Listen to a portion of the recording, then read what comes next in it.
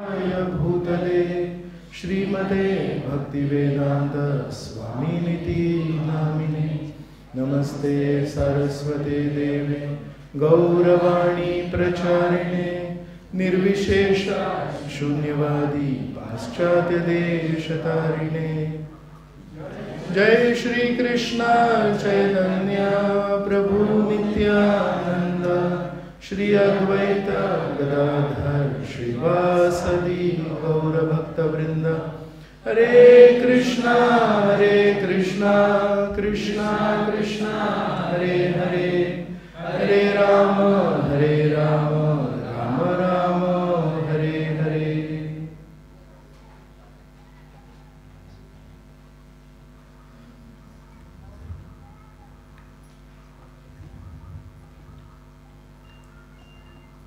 हरे कृष्ण।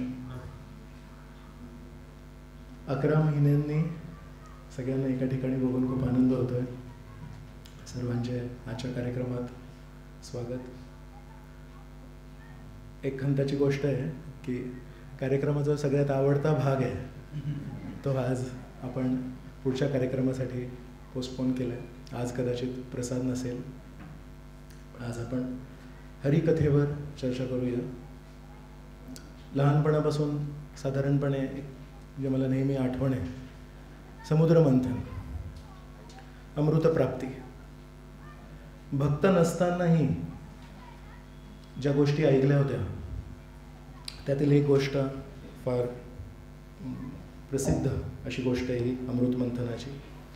आणि अमृतमंथनाची जेव्हा चर्चा होते तेव्हा एक गोष्ट जी सांगितल्या जाते की सुर असुर संग्राम, देवता आणि दानव यांच्यामधली एक ओढाताण तिथे जी होते।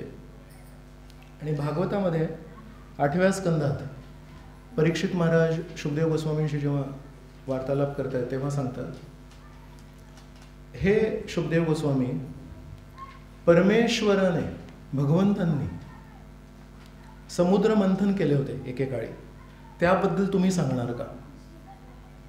तर यासाठी जेव्हा मी वाचन करत होतो तेव्हा पहिला श्लोक हा वाचला की हे शुकदेव गोस्वामी, परमेश्वराने समुद्र मंथन केलं। तिथेच मी पहिले थांबलो। लहानपणापासून ऐकलं होतं की देवतांनी आणि दानवांनी समुद्र मंथन केलं, पण इथे स्पष्टपणे सांगतात भगवंतांनी केलंय, त्याबद्दल मला सांगा। आणि मला वाटलं ही दुसरी लीला सांगतायत की काय कुठली, पण नाही, तीच लीला आहे। मग परीक्षित महाराजांनी असा हा प्रश्न विचारला आणि शुकदेव गोस्वामींनी पण त्याचं उत्तर त्याचप्रमाणे दिलं। कसं, त्यावर आपण चर्चा करूया। तर सुरुवात होते की शुकदेव गोस्वामी सांगतात, एकेकाळी इंद्र आपल्या हत्तीवर बसून जेव्हा विहार करतायत तेव्हा दुर्वासा ऋषी समोरून येत आहेत। दुर्वासा ऋषी त्यांना बघून प्रेमाने स्वतःच्या गळ्यातला हार, महाप्रसाद हार काढून त्यांनी इंद्रांना अर्पण केला कृपा म्हणून।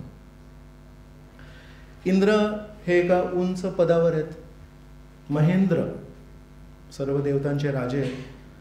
थोडा गर्व असतो, तर म्हणून म्हणतात, चाणक्य म्हणतात, जन्मांध नैव पश्यती, जो जन्मापासून अंध आहे, नैव पश्यती, पश्यती नैव कामांध।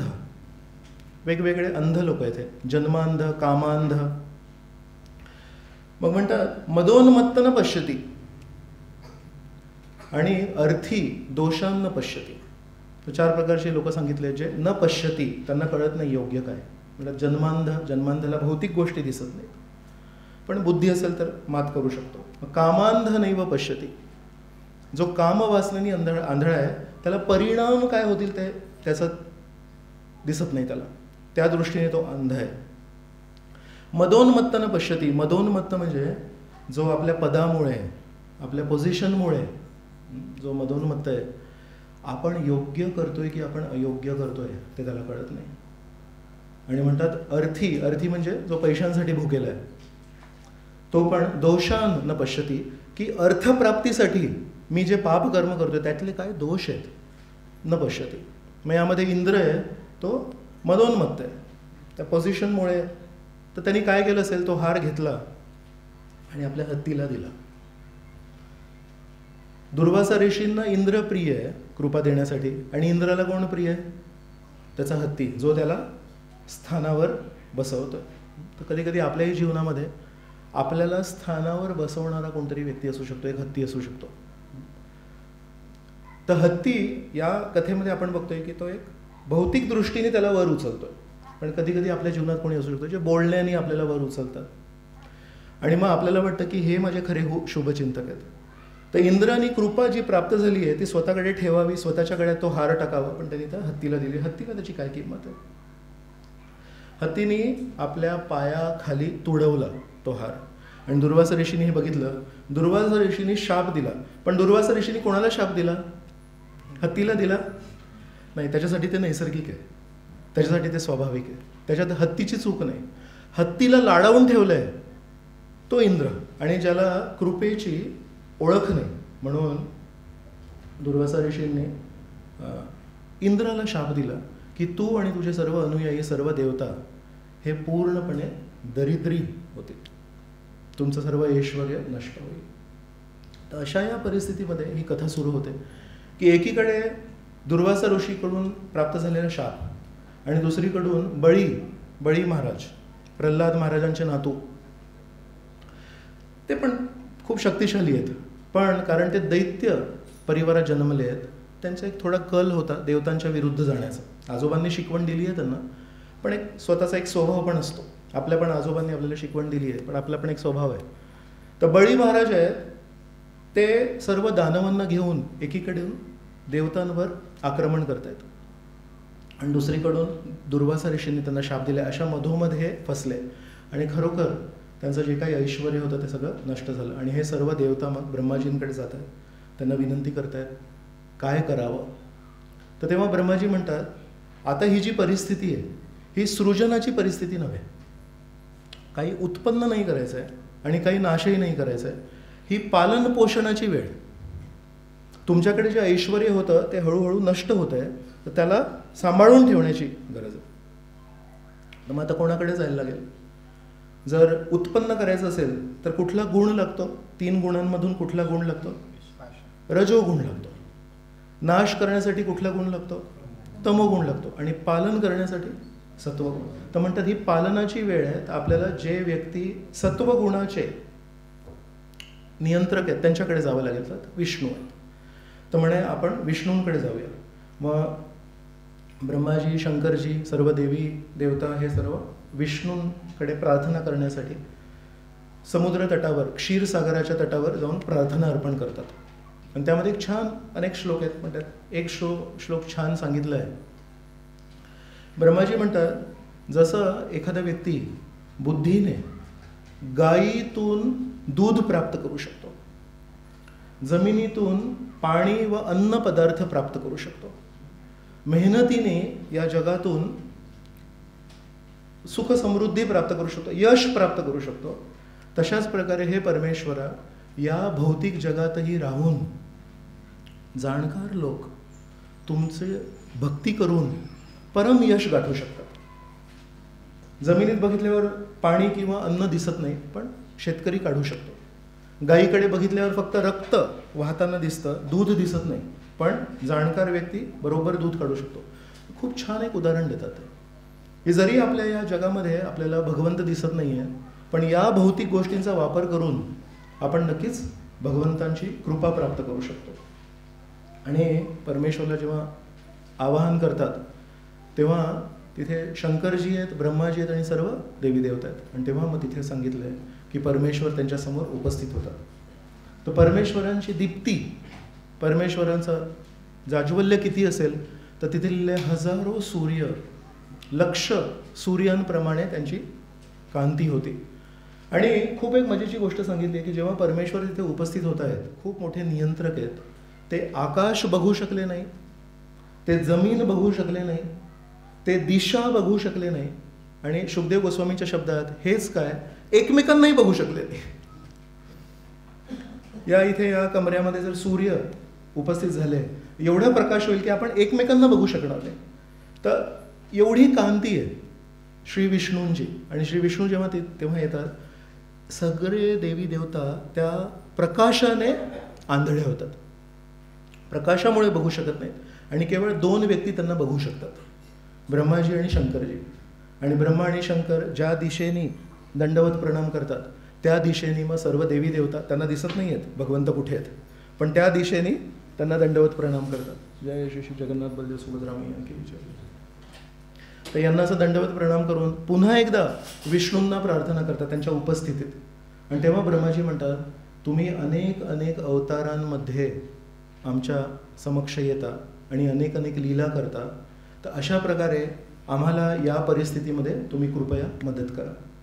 आणि तेव्हा परमेश्वर म्हणतात, मेघगर्जना, ढगांचा जो आवाज असतो त्या गंभीर आवाजाने. तर अनेक वेळा श्रीकृष्णांबद्दल एवढा इथे उल्लेख मी भागवतात वाचला नाही, पण जेव्हा पण विष्णू नारायण जेव्हा पण बोलतात, संबोधन करतात, तेव्हा नेहमी हे वाचलंय मी की मेघगर्जनासारखा त्यांचा एकदम खोल आवाज असतो.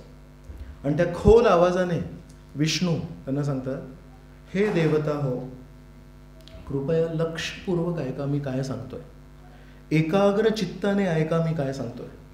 म्हणतात, आता हा जो तुमचा काळ आहे तो थोडा विपरीत काळ आहे. आणि या विपरीत काळामध्ये तुम्ही ज्यांच्याशी नेहमी वैर ठेवता त्यांच्याशी वैर ठेवण्याचा काळ नाही आहे. साधारण सर्व गोष्टींमध्ये आतापर्यंत इतर रामायणात, महाभारतात, भागवतात आपण ज्या ज्या गोष्टी ऐकल्या त्यामध्ये देवता आणि दानव, देवता आणि दैत्य हे नेहमी एकमेकांच्या विरुद्ध असतात. म्हणून परमेश्वर तिथून सुरुवात करतात, हा काळ योग्य नव्हे. साधारणतः तुम्ही ज्यांच्याशी वैर ठेवता हा काळ त्यांच्याशी वैर ठेवण्याचा नव्हे. या परिस्थितीमध्ये तुम्ही एकमेकांशी हात जोडले पाहिजेत. आणि तेव्हा मग परमेश्वर एक उपमा देतात. तर ही विष्णूंची उपमा आहे. विष्णू म्हणतात, एकेकाळी एका सापाला आणि एका उंदराला एका टोपलीमध्ये कोणीतरी पकडलं. तर आता साप विचार करतोय, बाहेर कसं जायचं, जाऊ शकत नाही, पण बाहेर नाही जाता आलं तरी या उंदराला खाऊ शकतो, माझं खाद्य इथे उपलब्ध आहे. पण सापाने विचार केला, हा जो काळ आहे हा फक्त जेवण काय आहे ते विचार करण्याचा काळ नाही, शेवटी मी कोणाचं तरी खाद्य बनवू शकतो. तर हा काळ मी काय खाऊ शकतो याच्यासाठी नाही आहे, इथून मी बाहेर कसा पडीन याच्यासाठी. मग त्यांनी उंदराकडे बघितलं तर उंदराकडे क्षमता आहे. त्यांनी उंदराला सांगितलं, तू जर इथे छिद्र बनवलंस तर आपण दोघेही जाऊ बाहेर, तर मला मदत करशील का. तर उंदराने मदत केली. आणि उंदराने जसं छिद्र बनवलं तसं सापाने त्या उंदराला आधी खाल्ला आणि मग त्या टोपलीतून तो बाहेर गेला. तर विष्णू आहेत ते देवतांना ही उपमा देत आहेत आणि म्हणतात की नेहमी तुमच्या सत्कार्यांसाठी, तुमच्या शुभ कार्यांसाठी, जगाच्या कल्याणासाठी तुम्हाला नेहमी आड येणारे हे जे दैत्य आहेत ते आज तुम्हाला मदत करू शकतात. म्हणून आज हा जो काळ आहे हा दैत्यांना मारण्याचा काळ नव्हे. हा काळ आहे तो आपण दैत्यांशी हात मिळाव करूया आणि त्यांच्या मदतीने मी तुम्हाला काहीतरी सांगतो. मग सांगतात, हा जो क्षीरसागर आहे या क्षीरसागरामध्ये सर्व भाज्या, सर्व औषधी, कंद, मूल, फळं हे सर्व त्याच्यामध्ये टाका आणि त्याच्यानंतर या क्षीरसागरामध्ये मंथन करा आणि या क्षीरसागरातून मंथन केल्याने तुम्हाला अमृत प्राप्ती होईल. तर नंतर जेव्हा दैत्यांसोबत युद्ध करायचं आहे ना, त्या सापाने उंदराला खाल्लं आणि नंतर बाहेर पडलं, तसंच यांना सांगतायत की आता त्यांच्याशी हात मिळवा, नंतर युद्धामध्ये त्यांच्याशी लढायचं आहे. तर त्या युद्धामध्ये लढण्यासाठी जेव्हा तुम्ही घायाळ व्हाल तेव्हा अमृत लागेल तुम्हाला जिंकण्यासाठी. पुढे पण अनेक वेळा जेव्हा तुमचं असुरांशी युद्ध होईल तेव्हा तुम्हाला अमृत लागेल. तर ते अमृत जर काढायचं असेल तर तुमच्याकडे आता संख्या कमी आहे, जनसंख्या कमी आहे, देवसंख्या कमी आहे. तर यांच्याशी हात मिळवा आणि दोघे मिळून त्या समुद्र मंथनातून अमृत प्राप्ती करा.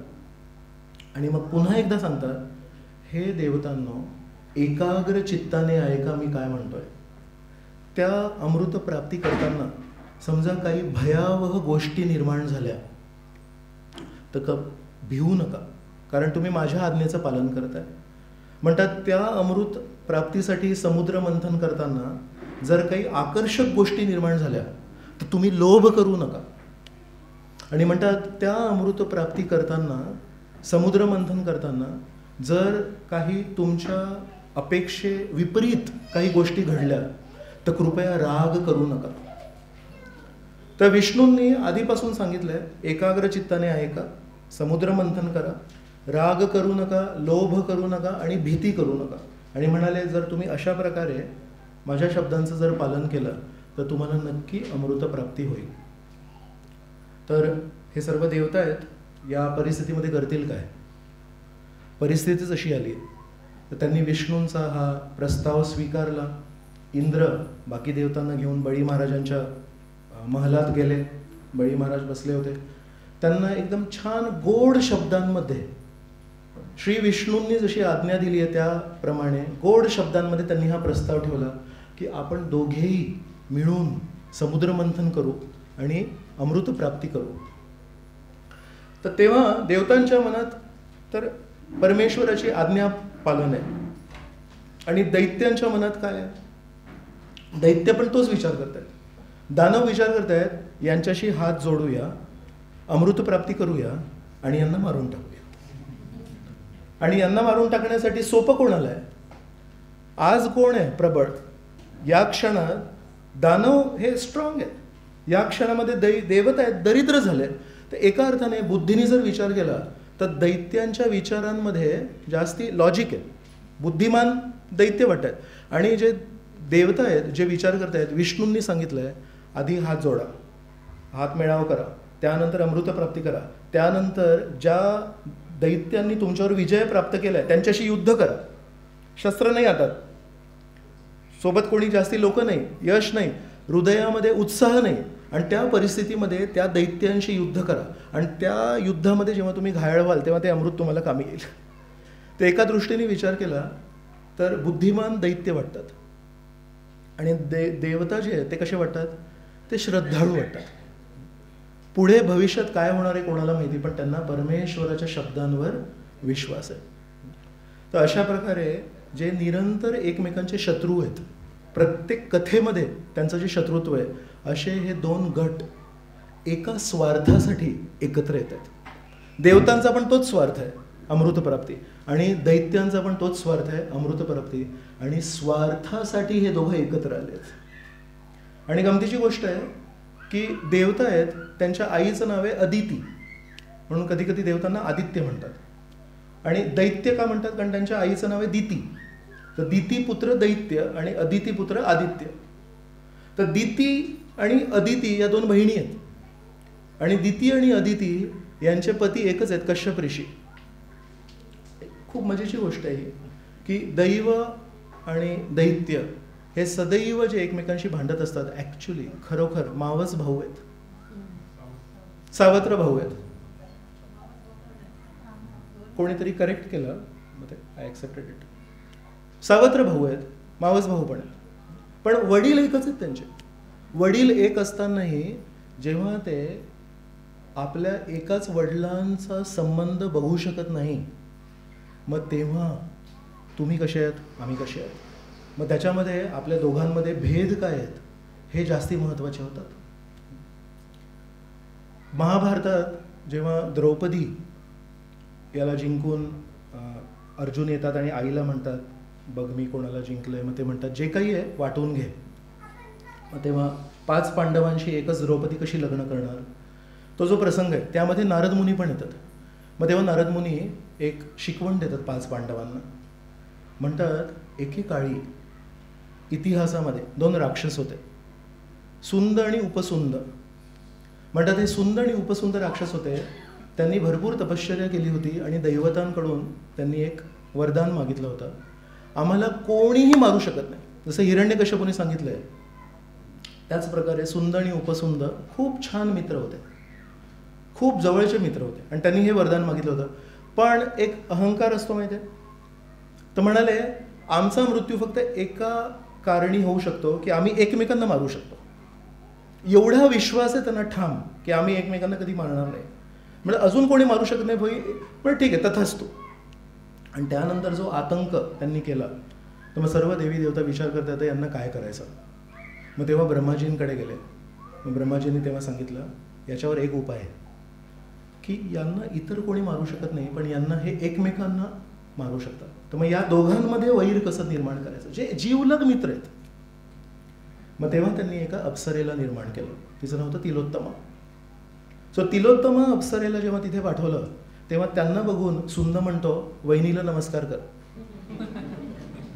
उपसुंद म्हणतो तू तुझ्या वहिनीला नमस्कार कर. आणि अशा प्रकारे जी त्यांची नाहीच आहे, ती फक्त तिथून जात होती अप्सरा, जी तिथे त्यांची नाहीच आहे तिच्यावरून या दोघांनी जीवलग मित्र, ज्यांना कधीही कोणीही नष्ट करू शकत नव्हतं, या दोन भावांनी, या दोन मित्रांनी जी नाही आहे तिच्यासाठी एकमेकांना भांडण करून एकमेकांना ठार मारलं आणि तिलोत्तमा निघून गेली तिथून. तर ही गोष्ट नारद मुनी पांडवांना सांगतात की अशा प्रकारे एका महिलेमुळे दोन चांगल्या भावांमध्ये, दोन चांगल्या मित्रांमध्ये भांडणं होऊ शकतात. तर म्हणून तुम्ही एक व्रत घेतलं पाहिजे की जेव्हा द्रौपदी एका भावासोबत असेल तेव्हा दुसऱ्या भावाने म्हणते, मग नंतर अट होती 1 वर्ष युधिष्ठिरासोबत, 1 वर्ष भीमासोबत, 1 वर्ष अर्जुनासोबत. तर म्हणून असे अनेक गोष्टी आहेत ज्याच्यामध्ये खूप जवळचे मित्र, खूप जवळचे भाऊ, खूप जवळचे नातलग आहेत. पण जेव्हा आपल्या दोघांमधलं कॉमन काय, आपल्या दोघांमध्ये साम्यता काय, आपल्या दोघांमध्ये एकसारखं काय, ते जेव्हा आपण विसरतो तेव्हा मग आपल्या दोघांमध्ये भेद काय आहेत त्याच्याकडे जास्ती लक्ष जातं. तर तशाच प्रकारे आपण सर्व प्रभुपाद यांच्याच परिवारातले लोक आहोत. प्रभुपाद सगळ्यांचे आजोबा आहेत, प्रभुपादांनंतर त्यांची मुलं आहेत, आपण त्यांचे नातू आहोत. तर कुठेतरी जेव्हा आपल्याला एकमेकांमधले भेद दिसतील तेव्हा जर आपण लक्षात ठेवलं की अरे आपण एकमेकांचे मावस भाऊ आहोत, आई वेगवेगळी असेल पण वडील एकच आहेत, मग तेव्हा कदाचित भेदांकडे बघायला आपण दुर्लक्ष करू आणि एकमेकांमध्ये साम्यता काय त्याच्याकडे जास्ती लक्ष देऊ. तर हे देवता आणि दैत्य आहेत. म्हणाले ठीक आहे, आपण सोबत मिळून स्वार्थासाठी, इथे कोणी परमेश्वराची सेवा, शुद्ध भक्ती, ज्ञान कर्मादी अनावृतम सर्वपादी विनिर्मुक्तम असं अजिबात काही नाही आहे. सगळ्यांना अमृत पाहिजे, यांना वाटते अमृत प्राप्त करूया, यांना मारून टाकूया.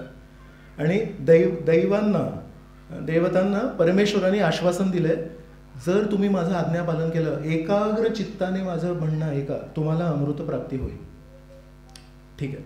मग यांचे सर्वांचे हात असं तिथे लिहिलं आहे भागवतामध्ये, शुभदेव गोस्वामी म्हणतात परिघासारखे हात होते, कडक दंड आहेत, सगळ्यांचे स्ट्रॉंग आहेत हे लोक. सर्व देवी देवता आणि सर्व दैत्य हे मंदर पर्वताकडे गेले. मंदर पर्वत आहे हे कांचनाने बनलंय, सोन्याने बनलंय. यांनी सर्वांनी एका वेळेस श्रम करून त्याला समूळ उपटलं. एवढा तो भारी पर्वत आहे, त्याला उचललं आणि मग क्षीरसागराकडे घेऊन येत आहे. तिथे एक छान गोष्ट लिहिली आहे, कदाचित तुमच्यामधून कोणी मला सांगू शकतात बरोबर आहे का. मला सोनं घालायची सवय नाही, माझ्याकडे सोनं नाही आहे, पण तिथे लिहिलं आहे की सोनं हे दगडापेक्षा वजनी असतं. याचा अनुभव मला आला नाही आहे आणि कदाचित आपल्यामधून जास्ती लोकांना नसेल, कारण दगडा एवढं सोनं असणं ही पण एक कठीण गोष्ट आहे. आता डेन्सिटी म्हणतात इंग्लिशमध्ये, किती घट्ट आहे ते. तर म्हणतात सोनं घनता, सोनं आहे हे दगडापेक्षा जास्ती घन आहे. तर म्हणून दगडाचा पर्वत वजनी आणि त्याच्यापेक्षा जास्ती वजनी सोन्याचा पर्वत असतो. तर चांगली माहिती सांगितली भागवतात, माहिती म्हणून छान आहे, अनुभव नाही आहे आपल्याला. तर यांनी हा सोन्याचा पर्वत उचलला होता, 2-3 पाऊल चालले आणि अर्ध्या रस्त्यात सहन करू शकले नाही, एवढं वजन आहे. तर धामकन सोडून दिलं आणि ते पूर्ण पर्वत असं कोसळलं. पर्वत कोसळलं, त्यामध्ये काहींचे हात गेले, काहींचे पाय गेले, काही पूर्णपणे गेले, कारण ते सहन नाही झालं. तर सर्व देवी किती आहेत, देवता किती आहेत एका ब्रह्मांडात? 33 कोटी, 33 कोटी देवता. आणि राक्षस किती आहेत? कमी, इक्वल, जास्ती? जास्ती, व्हेरी गुड. भौतिक जग आहे, भौतिक जगामध्ये राक्षस जास्ती असणार. कौरव हे 11 अक्षौहिणी होते, पांडव हे 7 अक्षौहिणी होते. सो सर्व राक्षस, सर्व दैत्य, सर्व देवी देवता हे सगळे एकत्र करून उचलू शकले नाही, तेव्हा चिरडल्या गेले. मग इथे परमेश्वराने आश्वासन दिलं होतं ना, तुम्ही असा प्रयत्न करा, तुम्हाला अमृत.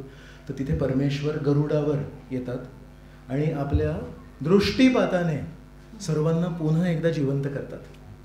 ज्यांचे काही हात पाय जे काही गेले होते, कदाचित आधी कमकुवत असतील, आता भगवंतांच्या दृष्टीपाताने अजून स्ट्रॉंग मिळाले त्यांना. तसं लिहिलं आहे भागवतामध्ये की खरचटलं जरी असेल कोणाला त्या पूर्ण आणण्याच्या प्रक्रियेमध्ये, तर ते खरचटलेले डाग पण नष्ट झाले, तर सर्व जण एकदम छान झाले. तर कालिया दमन लीला आहे. कालिया दमन लीलेत पण जेव्हा आधी गोप आणि गायी यमुने नदीचं विषारी पाणी पितात आणि जेव्हा मृत्यू मिळते त्यांना, तेव्हा पण श्रीकृष्ण तिथे येतात आणि दृष्टीपाताने त्यांना पुन्हा जिवंत करतात. तर परमेश्वराच्या दृष्टीमध्ये भरपूर शक्ती आहे. तर परमेश्वर या देवी देवतांना दृष्टीपात करून त्यांचं शरीर जागृत करतात. आणि आपल्यासारख्या लोकांचं ज्यांचं शरीर जागृत आहे, हात धडधाकड आहेत, आपण जेव्हा परमेश्वरासमोर जाऊ आणि परमेश्वराचे दृष्टीपात आपल्यावर होईल, तेव्हा आपल्यामध्ये काय जागृत होईल? तर आपल्यामध्ये त्यांची सेवा करण्याची इच्छा जागृत होईल, जे खरे प्राण आहेत. देवी देवतांचे प्राण गेले असतील पण त्यांचं इच्छा परिवर्तन नाही झालं. भक्ती सिद्धांत सरस्वती म्हणायचे, प्राण आछे जार सेई हेतू प्रचार. ज्याच्यामध्ये प्राण आहे, जो जिवंत आहे, त्यांनी आपलं जीवन येन केन प्रकारेण प्रचार कार्यासाठी लावायला पाहिजे. प्रचार म्हणजे काय? फक्त बोलणे नव्हे. प्रचार म्हणजे असं काहीतरी करून जे बद्ध जीवात्मे आहेत त्यांना श्रीकृष्णांप्रती आकर्षित करणे. वेगवेगळे मार्ग आहेत त्याचे. कोणी बोलून, कोणी गाऊन, कोणी सेवा करून, इतर वेगवेगळे मार्ग आहेत. पण काही करून आपण जे काही करू, झाडू मारत असू आपण, पण झाडू मारताना जर हेतू असेल हे परमेश्वराचं घर आहे आणि इथे जर साफसफाई नसेल, उद्या जर सकाळी कोणी लोक आले आणि त्यांनी बघितलं, अरे आमच्या घरी पण साफ स्वच्छता जास्ती असते आणि परमेश्वराच्या घरी साफ स्वच्छता नव्हे, म्हणजे इथले भक्त काही एवढे असे वाटत नाहीत, परमेश्वरामध्ये विश्वासू वाटत नाही आहेत. झाडू मारताना पण जर आपली चेतना असेल, हे परमेश्वराचं घर आहे आणि मी जर छान झाडू मारला तर लोक येऊन म्हणतील, अरे वा, काय साफ स्वच्छता आहे, काय सौंदर्य आहे, काय छान वातावरण आहे. कुठल्याही लहानशा गोष्टीमध्ये हेतू जर आपल्या परमेश्वराप्रती बद्ध जीवात्म्यांना आकर्षित करण्याचा असेल तर त्याला म्हणतात प्रचार. तर म्हणून या दैत्यांना किंवा या दैवतांना परमेश्वराने दृष्टीपाताने केवळ शरीर जागृत केलं, त्यांचं मन परिवर्तन नाही केलं. पण जगन्नाथ बलदेव सुभद्रा इथे रोज उभे आहेत आणि ते आपल्याला विचारतायत, तुम्ही जर दर्शनाला आले आणि तुमच्यावर जर माझा दृष्टीपात झाला तर मी हे जे शरीर आहे ना, हे तर औषधांनी पण बरं होतं. हॉस्पिटलमध्ये ॲडमिट झालं तर बरं होतं, कुठला लेप लावला तर हातपाय बरे होतात. पण खरं जीवन काय? खरं जीवन आहे परमेश्वराप्रती समर्पित जीवन. तर सेवेच्या इच्छा जागृत करतात जगन्नाथ. तर अशा प्रकारे त्यांना जागृत करून परमेश्वराने, विष्णूंनी गरुडाला बोलवलं. तो मंदर पर्वत जो सर्व देवी देवता आणि सर्व राक्षस उचलू नाही शकले, त्या मंदर पर्वताला परमेश्वराने एका हाताने उचललं, गरुडाच्या पाठीवर ठेवलं, त्याच्यानंतर स्वतः बसले, सर्व देवतांना आणि सर्व दैत्यांना गरुडावर बसवलं आणि 2 सेकंदामध्ये क्षीरसागराकडे गेले. आणि त्या मंदर पर्वताला उतरताना, बाहेर काढताना लिहिलंय, परमेश्वराने पण नाही ठेवलं, गरुडाने ते पर्वत खाली ठेवलं क्षीरसागरात. आता कोणी म्हणेल, प्रभूजी हे काय चाललंय, गरुडामध्ये एवढी शक्ती आणि जे हे लोक करू शकले नाही ते गरुडाने केलं वगैरे. मग तोच फरक आहे. शास्त्रांमध्ये जर दिलंय, मारे कृष्ण राखे के आणि राखे कृष्ण मारे के. श्रीकृष्णांना जर काही करायचं असेल, एवढे हजारो ग्रह आहेत जे हवेमध्ये तरंगत आहेत. हाच प्रश्न तो इंद्राचा पण होता ना, की हा लहान मुलगा काय करेल. त्यांच्यासाठी 7 दिवस 7 रात्र श्रीकृष्णांनी सर्वात छोट्या बोटावर, ते पण डाव्या हाताच्या, मुद्दामून जर कोणाला दाखवायचं असेल तर कसं दाखवायचं श्रीकृष्णांना बरोबर कळतं. तर इंद्राला असा हात पूर्ण दिल्याचं म्हणाले, एवढा हात आहे नाही, डाव्या हाताचा सर्वात जो नाजूक भाग आहे त्यांनी गोवर्धन पर्वत उचलला. तर श्रीनाथजी आहेत, श्रीनाथजींचं दर्शन ते, तर ते श्रीकृष्ण आहेत, त्यांना काय अशक्य आहे. तशा प्रकारे तो मंदर पर्वत गेला क्षीरसागरात. आणि त्या क्षीरसागरामध्ये जेव्हा गेला तेव्हा आता विचार केला, आता याला ही रवी आहे, तर रवीला एक दोरी पण पाहिजे. तर दोरी कुठून आणणार? तर तेव्हा परमेश्वराने सांगितलं, वासुकी नावाचा एक नाग आहे, हे कालिया वगैरे हे सगळे एकाच जातीचे. तर तो वासुकी नाग आहे, त्या वासुकी नागाला बोलवा, त्याला आपण दोरी म्हणून वापरूया आणि त्यांनी मंथन करूया. पण वासुकी नाग जर यायचा असेल, एका व्यक्तीला तिथून जायला लागेल. गरुड तिथेच उभा होता, पण तो आल्यावर समुद्र मंथनाचा दोर त्याच्या पोटात जाणार. वासुकी आला तो महाप्रसाद आहे गोविंदे म्हणणार. मग वासुकीला सांगितलं, वासुकीला यायच्या आधी याला पाठवा. मग गरुडाला पाठवलं. मग वासुकी नागाला म्हटलं, आता आम्ही समुद्र मंथन करणार आहे, त्याच्यातून अमृत प्राप्ती होणार आहे, त्याच्यातला अमृताचा काही भाग तुला पण मिळणार. अरे वा, छान. आतापर्यंत विष होतं, थोडं अमृत पण घेऊया. अशा प्रकारे देवता, दैत्य आणि वासुकी हे तिघेही कुठल्या कारणासाठी आहेत तिकडे? स्वार्थासाठी, अमृतासाठी आहेत. आणि अशा प्रकारे मग हे दोघं अरेंज केले. त्या वासुकीला गोल गुंडाळला, तर तिथे अजित नावाचे भगवंत होते, भगवंतांचं एक रूप होतं. तर त्यांनी लगेच त्या वासुकी नागाच्या मुखाकडे गेले, तोंडाकडे गेले. त्याला भरपूर फण होते, पण त्या भागाला गेले. आणि हे सर्व देवता आधीपासून समजत आहेत. एक गोष्ट आहे त्यांच्यामध्ये, हे पण स्वार्थी आहेत, ते पण स्वार्थी आहेत, पण दोघांमध्ये एक भेद आहे. काय भेद आहे? यांना परमेश्वराच्या बोलण्यावर विश्वास आहे, त्यांना परमेश्वराच्या बोलण्यावर विश्वास नाही आहे. तर अजित तोंडाकडे गेले, तर हे सर्व देवता पण तोंडाकडे गेले. आणि काही करायच्या आधी अजिताने त्यांचं तोंड धरलं, म्हणजे आम्ही ही बाजू घेणार. तर राक्षस किंवा दैत्य त्यांच्यामध्ये एक गुण असतो, देवता जे करतील ते आम्हाला करायचं आहे. बरोबर? काय करायचं ते माहीत नाही, तुम्ही काय करताय ते माहीत नाही, आम्हाला जीवनाचं लक्ष माहीत नाही, पण एक माहीत आहे की तुम्ही जे करणं त्याला आड येणार. बरोबर? मग भगवंत तिकडे होते म्हणून हे म्हणतात, आम्हाला काय शेपूट, आम्हाला वासुकीची अमंगळ जी गोष्ट आहे, शेपूट, पाठला भाग, तो आम्ही नाही स्वीकार करणार आहे. तर तिथे आपले असे रुसून बसले सगळे दैत्य आणि म्हणतायत, आम्ही पण वेद वाचलेत बरं का, आम्हाला पण कळतं. हे सगळं भागवतातलं सांगतोय मी. आम्ही पण वेद ज्ञान संपन्न आहोत आणि आम्ही पण उच्च कुळात जन्मले आहोत, कश्यप ऋषींचे आहोत आम्ही पुत्र, साधारण नव्हे. आम्ही 2 दात इथून येत आहेत, ठीक आहे, पण आम्ही पण काही थोर वंशातले आहोत, आम्ही असं काही फसणार नाही, आम्हाला हे स्वीकार नाही, आम्हाला मुख पाहिजे, तुम्ही शेपूट धरा. तर भागवतामध्ये लिहिलंय, जेव्हा त्यांनी असं म्हटलं, अजित भगवंत जे होते ते स्मित हास्य केले, एकही शब्द बोलले नाही, त्वरित तिथून शेपटीकडे आले. आता देवता काय करतील? जर देवतांनी बुद्धी वापरली तर म्हणतील, हे ना, हे भगवंत थोडे विचित्र आहेत, सगळ्यात शुभ आहेत, सगळं छान आहे, पण असे चुकीचे डिसिजन घेतात आणि आम्हाला विचारत नाही कधी. तर सांगायचं तरी की का बाबा. पण एक मी तुम्हाला सांगितलंय, दोघेही स्वार्थी आहेत, पण भेद आहे की यांना परमेश्वरावर विश्वास आहे. म्हणाले, खायला मिळत नाहीये, घराची छत गेली आहे, अस्त्र शस्त्र सगळे घेऊन गेले दैत्य, चुपचाप परमेश्वराचा ऐका, जिवंत राहा. तर अजिताच्या पाठीमागे सर्व देवता इथे आले. याचं कारण काय नंतर सांगतो. मग थोडं समुद्र मंथन सुरू करूया. मग आता रश्शी झाली, तो रवी झाली, कोण कुठे असणार आहे ते निश्चित झालं. मग आता जेव्हा करायला घेतलं तर तो जो पर्वत होता तो बुडाला, त्याला खाली सपोर्ट नाही. मग तेवढ्यात परमेश्वराने एका कासवाचं रूप घेतलं आणि खालून असे पाण्यात गेले आणि त्या क्षीरसागर आहे, दुधाचं सागर आहे, तिथून असे खालून असे वर आले आणि त्या मंदर पर्वताला, ज्याला हे लोक सगळे मिळून उचलू शकले नव्हते, त्याला त्यांनी आधार दिला आणि ते पर्वत जे खाली बुडालं होतं ते हळूहळू असं वर आलं. तर म्हणतात तिची पाठ होती कूर्म अवतार, केशवधृत कूर्म शरीर, जय जगदीश्वर. त्यांची किती मोठी पाठ असेल? तर म्हणतात 8 लाख मील, 8 लाख मील एवढी मोठी त्यांची पाठ होती. आणि म्हणतात त्याच्यावर जेव्हा तो पर्वत होता रवीसारखा, आणि नंतर जेव्हा त्यांनी असं ते केलं तर घर्षण होत होतं. आता आपल्याला काही असं घासलं तर त्रास होतो ना, पण म्हणतात परमेश्वरांनी त्या घर्षणाला कोणतरी माझी पाठ खाजवत आहे असं स्वीकार करून त्याचा आनंद घेतला. तर हे शुकदेव गोस्वामी छान लहान लहान गोष्टी सांगतात. म्हणतात त्यांची पाठ खाज येत नव्हती त्यांना, ते परमेश्वर आहे. जे घर्षण होत आहे त्याला त्यांनी सकारात्मक भावनेने स्वीकारलं. तर परमेश्वर कसे आहेत? मदत करायची आहे, पण मदत करताना नाही एवढं सोपं नसतं.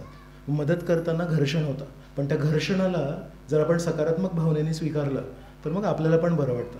तर जसं परमेश्वराने ते स्वीकारलं आणि मग आता पुन्हा एकदा ते सुरू झालं. पण आता एवढ्या सगळ्या काय म्हणतात त्याला, एवढे सगळे जे श्रम घेतले होते आणि थोडे हे असं आणलं, मग ते परमेश्वराने तिथे स्थित केलं, मग ते परत बुडालं. या सगळ्या गोष्टीमध्ये कुठेतरी उत्साह कमी झाला. मग परमेश्वराने सत्वगुण, रजोगुण आणि तमोगुण या 3 गुणांमध्ये स्वतःला विस्तारित केलं. देवतांमध्ये सत्वगुणाचा त्यांनी संचय केला. तर स्वतःला विस्तारित करून देवतांना त्यांनी सत्वगुणाद्वारे आधार दिला, दैत्यांना रजोगुणाद्वारे आधार दिला आणि वासुकी नागाला, विंचू आणि साप सर्प हे हिंसक प्राणी आहेत, मग ते तमोगुणाने प्रवृत्त आहेत. म्हणून त्यांना जर प्रवृत्त करायचं असेल तर त्यांचा तमोगुण वाढवायला लागतो. तर परमेश्वराने सत्वगुण देवतांसाठी, रजोगुण दैत्यांसाठी आणि तमोगुण हा त्या वासुकी नागासाठी अशा प्रकारे त्यांना संचारित केलं, त्यांना ती मदत केली. मग आता सगळ्यांना उत्साह आला. अशा उत्साहाने पुन्हा आता समुद्रमंथन सुरू करायला लागले. तर आता जेव्हा समुद्रमंथन सुरू केलं तर एवढा जोश, एवढा उत्साह आणि खाली चांगला सपोर्ट होता. पण ती रवी आहे ना, वरून पण बांधायला लागते. ती खालून बांधली आहे तर ती अशी वरून अशी डगमगायला लागली. तर मग आता काय करायचं? तर परमेश्वराने अजून एका रूपामध्ये स्वतःला विस्तारित केलं. आणि शुकदेव गोस्वामी सांगतात, खाली एक पर्वत होता, मंदर पर्वत, आणि त्यावर अजून एक पर्वत दिसत होतं. खूप विशाल भगवंतांचं एक रूप होतं, ज्यांना हजारो हात होते. आणि त्या हजारो हातातून एका हाताने त्यांनी त्या पर्वताला स्थिर धरलं, त्याचा टोक वरचा. आणि मग आता वरून सपोर्ट, खालून सपोर्ट यांच्यामध्ये उत्साह. आणि आता पुन्हा एकदा समुद्रमंथन करण्याची प्रक्रिया सुरू झाली. आता जेव्हा प्रक्रिया सुरू झाली, खूप छान त्यांनी उत्साहाने केली. आणि असं करता करता काही निघेच ना, पण त्या समुद्रमंथनातून काही निघेच ना. तर तेव्हा त्या सापाला त्रास व्हायला लागला. तर त्या सर्पाच्या मुखातून हजारो त्याचे जे फण होते त्याच्यातून अग्नी, धूर आणि विष निघू लागलं. मग आता सर्व देवी देवता जे होते ते हसायला लागले. आता त्यांना लक्षात आलं की परमेश्वरांनी काय म्हणतात, मुकाट्याने काही कोणाचं काही न बोलता जसे ते असुर बोलले तसे पटकन इकडे आले. मग तिथे आधी कशासाठी गेले होते हा प्रश्न आपण विचारायला पाहिजे. तर परमेश्वराला माहिती आहे कोणाला कसं अडकवायचं. परमेश्वर आधीपासून इथे असते, हे लोक इथे आले असते. कारण मुख्य काम काय आहे, हे जे करतात त्याला आड यायचं आहे, आपल्याला काही करायचं नाही आहे. त्यांना ती प्रवृत्ती माहिती आहे. म्हणून भगवंतांना आपण फसवू शकत नाही, भगवंत बरोबर आपल्याला फसवतात. म्हणून अनेक वेळा हे येतं की परमेश्वरासमोर तरी आपण प्रामाणिक राहायला पाहिजे. आपण कोणाला फसवण्याचा प्रयत्न केला परमेश्वराच्या समक्ष, मग आपण बरोबर फसू. तर हे सर्व दैत्य हक्काने वेद ज्ञान संपन्न आणि उच्च कुळातले त्यांनी ही निवड केली होती, आम्हाला मुख पाहिजे. आणि त्याच्यातून आता सर्व अग्नी येत होती. तर तिथे पौलोम नावाचे एक राक्षस होते, कालेय नावाचे एक राक्षस होते, बळी महाराज स्वतः तिथे उपस्थित होते. ह्या सगळ्यांचं शरीर हे शुकदेव गोस्वामी म्हणतात सुरूची वृक्ष असतात, माहिती, सुरूची झाडं असतात. तर जेव्हा आग लागते तेव्हा सुरूची झाडं कशी जळतात तशा प्रकारे हे सगळे राक्षस जळत होते. एवढ्या त्या तापमान होता तिथे. आणि इथे काय परिस्थिती आहे, तुम्ही म्हणाल प्रभूजी स्थळ काळ तर एकच आहे, यांची काय परिस्थिती आहे? यांची परिस्थिती पण वाईटच होती, अशी एकदम छान नव्हती. इथे फक्त तापमान होता, इथे अग्नी होती, तिथे धूर होता. तर शुकदेव गोस्वामी म्हणतात सर्व दैवतांचे कपडे, चेहरे, गळ्यातले हार आणि जे काही थोडेफार जे काही त्यांच्याकडे आयुध होते ते सगळे काळ्या धुराने सगळे असे काळवंडले होते. तेव्हा परत परमेश्वराने काय केलं असेल, परमेश्वराने आकाशामध्ये घनश्याम निर्माण केलं, पाऊस देणार आहे. पण कसा पाऊस? धोधो पाऊस नव्हता, छान आनंददायक वातावरण निर्मिती करणारा असा रिम झिम पाऊस म्हणतात ना, तसा पाऊस निर्माण केला. आणि त्या पावसामुळे देवतांकडलं जे वातावरण होतं ते पूर्णपणे असं थंड झालं. आणि जेव्हा लाटा उंच येत होत्या, त्या जेव्हा ढग येतात तेव्हा नाही लाटा उंचावतात, त्यामुळे पाण्याचे तुषार उडू लागले.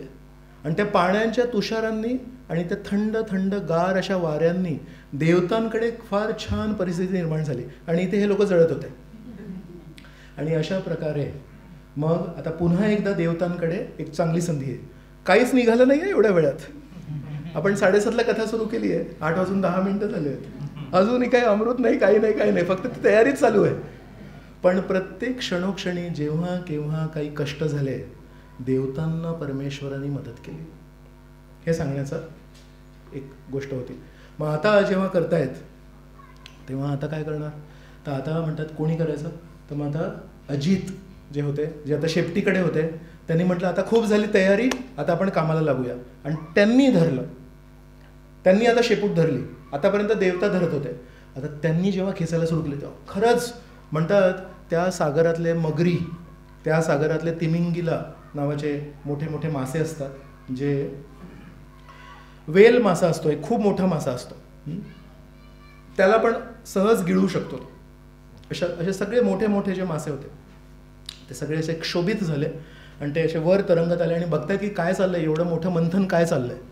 आणि तेव्हा त्या समुद्र मंथनातून पहिली गोष्ट काय निर्माण झाली ती होती कालकूट विष. कधी कधी त्याला म्हणतात हलाहल विष.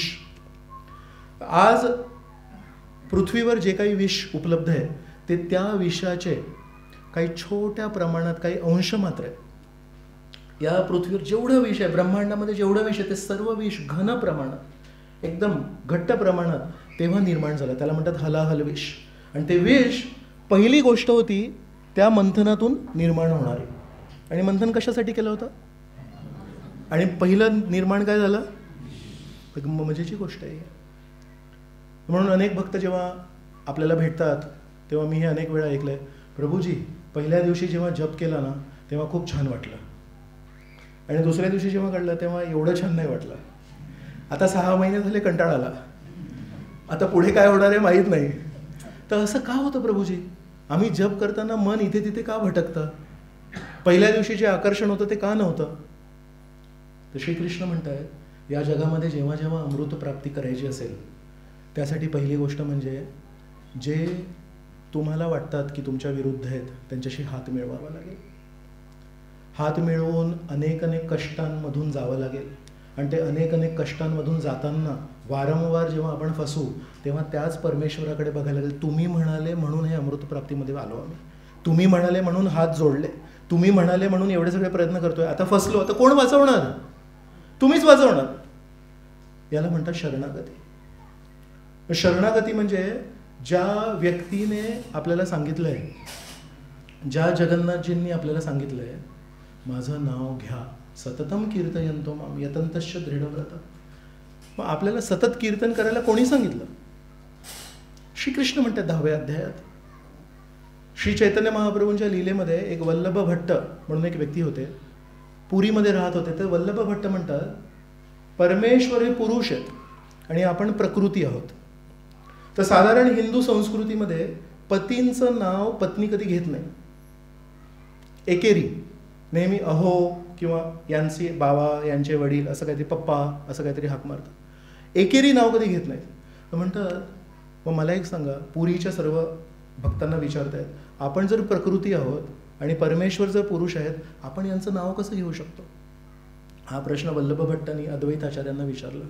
अद्वैताचार्य म्हणतात तू मला हे सगळे प्रश्न विचारू नको, ज्यांनी ही आज्ञा दिली आहे हरिनाम करायची ते इथे आहेत ना, त्यांना विचार ना, नको त्या गोष्टींना विचारू नको. मग श्री चैतन्य महाप्रभूंकडे जातात. श्री चैतन्य महाप्रभूंना म्हणतात आपण प्रकृती आहोत, प्रकृती पुरुषाचं नाव नाही घेऊ शकत, मग आपण कशाला हरिनाम संकीर्तन करायला पाहिजे. तेव्हा श्री चैतन्य महाप्रभूंनी काय उत्तर दिलं, म्हणतात तुम्ही सती पत्नीबद्दल बोलताय ना, ज्या चांगल्या पत्नी आहेत, ज्या पतीच्या मार्गदर्शनाखाली त्या सती पत्नींबद्दल बोलताय. तुम्हाला सती पत्नीची व्याख्या नाही माहिती. म्हणतात सती पत्नीची पहिली व्याख्या आहे पती जे म्हणतात ते करणं, तिथून सतीत्व सुरू होतं. म्हणून पती म्हणतायत की माझं नामस्मरण करा, मग पत्नीची पहिली कर्तव्य आहे की नामस्मरण करायचं. मग तेव्हा म्हणाले म्हणून जरी तुमच्या लॉजिकनी आपण परमेश्वराचं नामस्मरण नाही करायला पाहिजे, एका दृष्टीने बरोबर आहे, पण जर परमेश्वराची ही आज्ञा असेल की तुम्ही माझं नामस्मरण करा, मग तुम्ही काय म्हणणार. मग तेव्हा वल्लभ भट्टाला लक्षात आलं की परमेश्वराच्या आज्ञेसमोर आपण आपली बुद्धी नाही चालवायला पाहिजे. म्हणून वारंवार जेव्हा जेव्हा कष्ट आले तेव्हा तेव्हा देवतांनी परमेश्वराकडे बघितलं आणि परमेश्वराने किती वेळा देवतांची मदत केली आहे इथे. तर आता जेव्हा विष निर्माण झालं त्याच्यातून आपल्याला लक्षात आलं पाहिजे की आपल्याला पण आपल्या जीवनामध्ये जर अमृतप्राप्ती पाहिजे असेल तर आधी कष्ट येणार, नंतर भगवंतांची शरणागती स्वीकारायला लागणार, आणि तेव्हा पहिली गोष्ट जी हातात प्राप्त होते अनेक वेळा ते असतं विष. पण जेव्हा विष निर्माण होतं तेव्हा परमेश्वराकडे पुन्हा एकदा बघतात ते.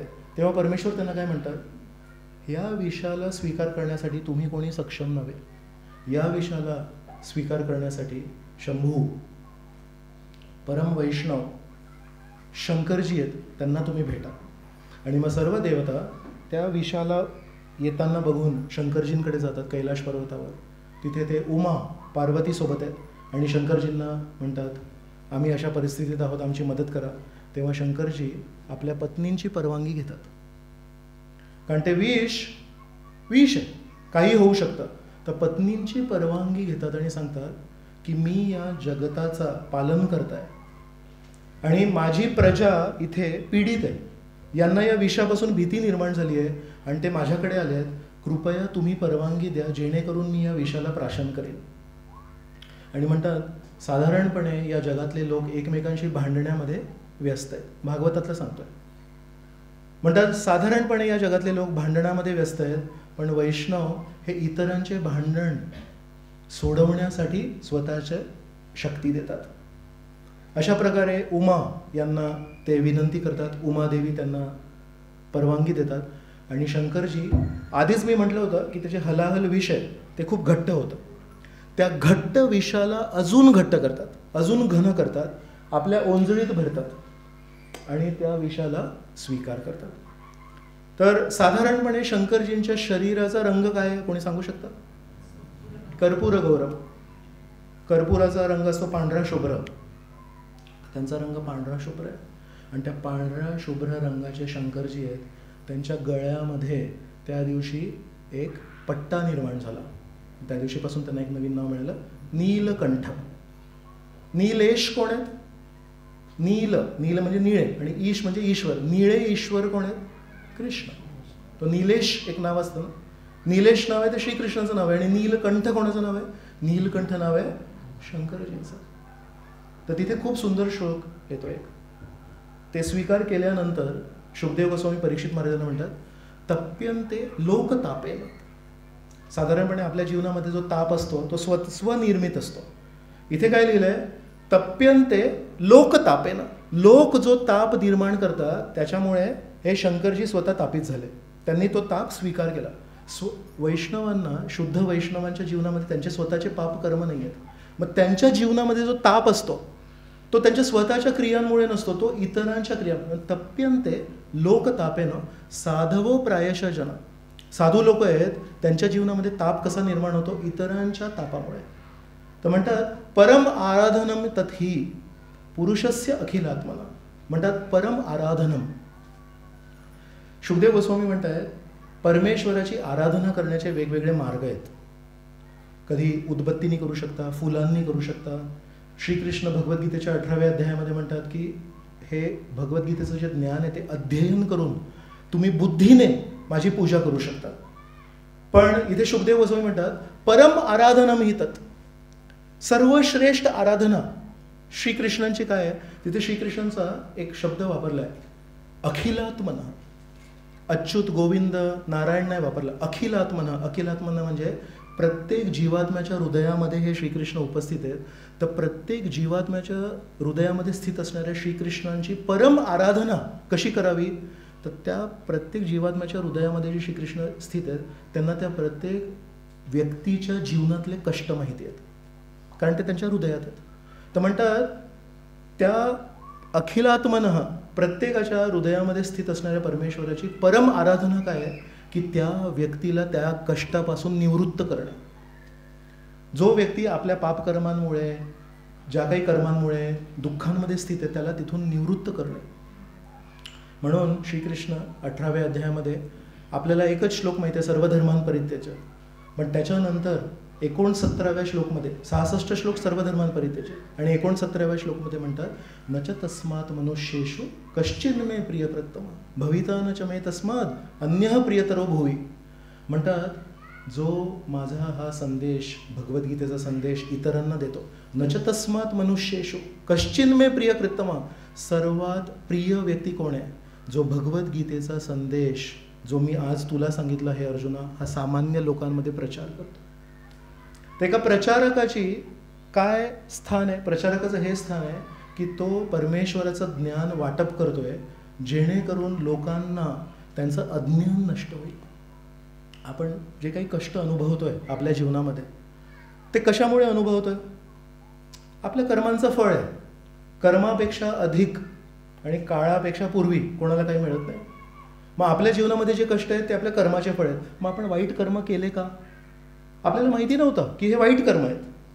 वाईट कर्म आहेत हे माहीत का नव्हतं? अज्ञानामुळे. म्हणजे आपले आज जी दुःखमय परिस्थिती आहे त्याचं मूळ कारण काय? त्याचं मूळ कारण आहे आध्यात्मिक अज्ञान. योग्य काय अयोग्य काय हे जाणीव नव्हती. चुकीचं करून बसलो. चुकीचं केल्यामुळे फळ मिळणार. कडुलिंबाचं जर बियाणं पेरलं कडुलिंब लागणार. आंब्याचं बियाणं पेरलं तर आंबा लागणार. पण माहिती नव्हतं, बियाण्याची ओळख नव्हती. चुकीचे बियाणे पेरले आपण शेतीमध्ये. म्हणून जो व्यक्ती आपल्याला खाऊ देईल तो खूप चांगला व्यक्ती आहे. जो आपल्याला निवारा देईल तो खूप चांगला व्यक्ती आहे. जो वस्त्र परिधान करेल तो चांगला व्यक्ती आहे. पण जो मूळ आपल्याला बियाणांची ओळख करून देतो हे कडुलिंबाचं बियाणं आहे, हे आंब्याचं बियाणं आहे. कडुलिंबाचं बियाणं लावू नका. तुमच्या शेतीमध्ये केवळ कडुलिंब येईल. तो किती महत्त्वाचा आहे, कारण त्याचं जर आपण ऐकलं तर आपल्या पूर्ण शेतीमध्ये केवळ गोड आंबे लागतील. केवळ आपल्यासाठी नाही, आपल्या पुढच्या अनेक पिढींसाठी. म्हणून श्रीकृष्ण म्हणतात की सर्वात प्रिय व्यक्ती मला आहे जो भगवद्गीतेचं ज्ञान सर्वांना देतो. तसं इथे शुकदेव गोस्वामी म्हणतात की जो व्यक्ती इतरांच्या कल्याणासाठी तप्यन्ते लोकतापेन तो परम आराधनमिहित. तर अशा प्रकारे पहिली गोष्ट जी निर्माण झाली ती विष, आणि ती शंकरजींनी वैष्णवांनी ती स्वीकार केली. पण कुठे स्वीकार केली? गळ्यामध्ये.